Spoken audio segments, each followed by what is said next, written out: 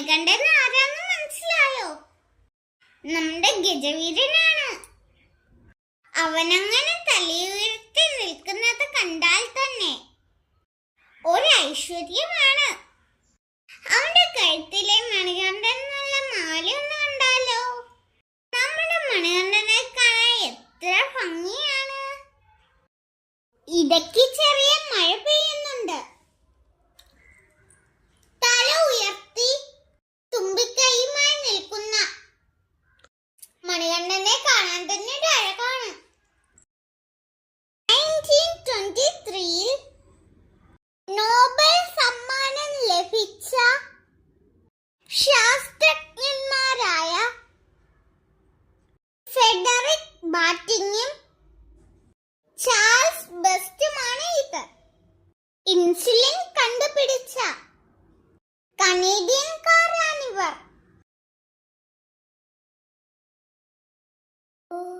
പണ്ട് കാലത്ത് തുണിത്തരങ്ങൾ നെയ്തിരുന്നത് കൈത്തറിയിലായിരുന്നു. കൈകൾ കൊണ്ടുള്ള ഉപകരണമാണ് കൈത്തൽ മെഷീൻ. ഇപ്പോൾ ഇതെല്ലാം രൂപമാറ്റങ്ങൾ വന്നിരിക്കുന്നു. ഓട്ടോമാറ്റിക് പവർ ആയിട്ടുണ്ട്. നമ്മുടെ പാരമ്പര്യത്തിന്റെ കഥകളുടെ ഓർമ്മപ്പെടുത്തലാണ് ഈ പരമ്പരാഗത വ്യവസായം. ചക്രങ്ങളിൽ നിന്ന് ചക്രങ്ങളിലേക്കുള്ള പ്രവർത്തനം കൂടിയായിരുന്നു നെയ്ത്ത്. നൂലുകൾ കൊണ്ടുള്ള കഴിവെടുത്തു കൂടിയാണ് നമ്മുടെ നെയ്ത്തുശാലകൾ.